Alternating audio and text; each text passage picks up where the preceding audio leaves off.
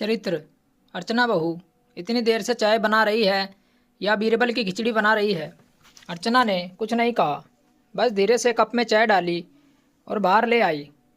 अनुपमा जी ने कप उठाते ही ताना मार दिया, काम तो आता नहीं, बस मुंह बनाना आता है। पता नहीं मेरे बेटे की किस्मत में यही लिखी थी।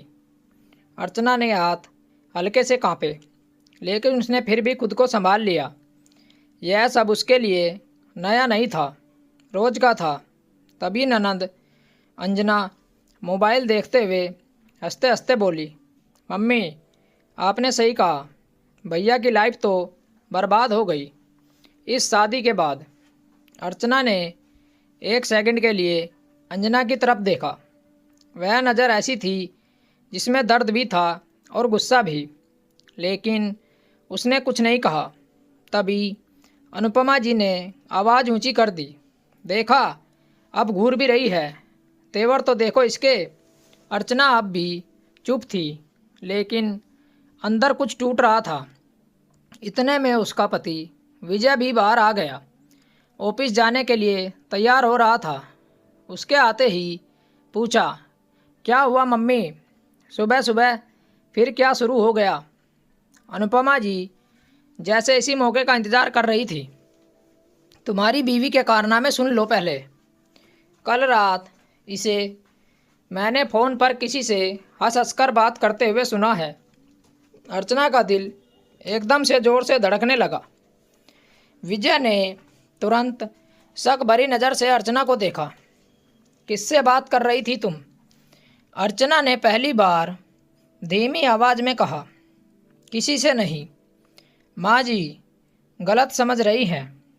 अनुपमा जी तुरंत बीच में बोल पड़ी, मैं झूठ बोल रही हूँ, मैंने अपने कानों से सुना है। आधी रात को किसी मर्द से हंस हंस कर बात कर रही थी। अब माहौल पूरी तरह बदल चुका था। अंजना भी उछल पड़ी, ओह इसलिए इतनी सीधी बनती है बाहर, और कुछ और अंदर कुछ और ही चल रहा है। अर्चना की आंखों में आंसू आ गए, लेकिन इस बार वो रोई नहीं, बस सीधी खड़ी रही। विजय ने गुस्से में कहा, फ़ोन दिखाओ अपना। अर्चना कुछ सेकंड के लिए चुप रही, फिर उसने अपना फ़ोन आगे बढ़ा दिया, लेकिन अनुपमा जी ने तुरंत हाथ रोक दिया।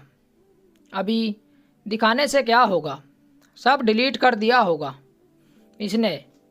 अब घर में हर किसी की नज़र अर्चना पर थी, जैसे वो कोई अपराधी हो। अर्चना ने पहली बार थोड़ा ज़ोर से कहा, मैंने कुछ नहीं किया है, लेकिन उसकी आवाज़ में जो दर्द था वह किसी को सुनाई नहीं दिया। अनुपमा जी हंसते हुए बोली, अरे वाह, अब ऊपर से जवाब भी दे रही है। पहले चरित्र ठीक कर ले, फिर आवाज़ ऊंची करना। यह सुनकर अर्चना के अंदर जैसे कुछ फट गया हो, लेकिन उसने खुद को फिर रोक लिया।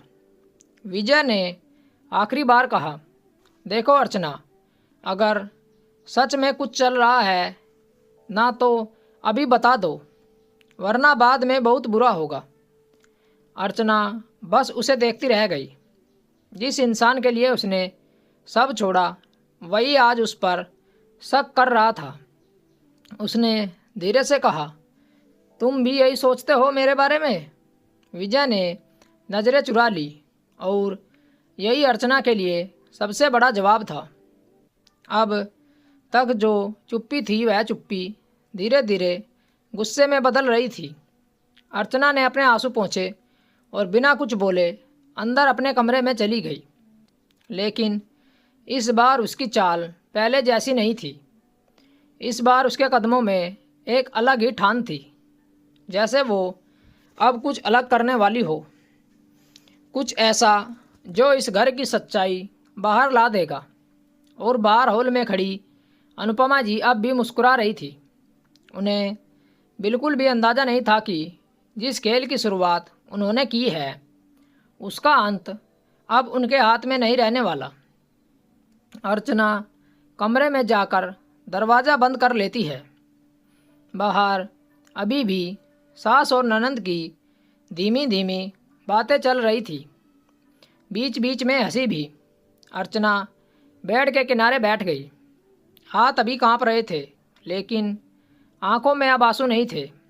बस एक ही बात बार बार दिमाग में घूम रही थी, मैंने कुछ किया ही नहीं, फिर भी मुझे ही कटघरे में खड़ा कर दिया, मेरे ऊपर ही इल्ज़ाम लगा दिए।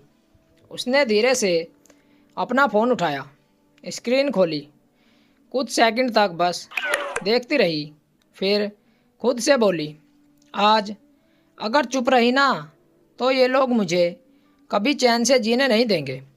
उसकी उंगलियां फ़ोन में कुछ ढूंढने लगी, जैसे वह किसी चीज़ का इंतज़ार कर रही ही, या शायद किसी सबूत का। अचानक उसके चेहरे पर हल्की सी सख्ती आ गई, जैसे उसे वह मिल गया हो जो वह ढूंढ रही थी। वह उठी, शीशे में खुद को देखा। आंखें लाल थी, लेकिन डर नहीं था। अब धीरे से बोली, आज सब साफ कर देते हैं, एक एक चीज़। बाहर हॉल में अनुपमा जी और अंजना अब भी उसकी बात पर हंस रही थी। अंजना बोली, मम्मी, आज तो भैया को भी समझ आ गया होगा कि उनकी बीवी कैसी है। अनुपमा जी ने ताना मारते हुए कहा, अभी तो शुरुआत है, ऐसे लोगों को धीरे धीरे ही काबू में करना पड़ता है। तभी कमरे का दरवाज़ा खुला और अर्चना बाहर आई, लेकिन इस बार उसका चेहरा वैसा नहीं था जैसा अभी कुछ देर पहले था। अब वह सीधा आकर सबके सामने खड़ी हो गई। विजय भी वहीं खड़ा था। थोड़ी देर पहले की बात उसके दिमाग में अब भी चल रही थी।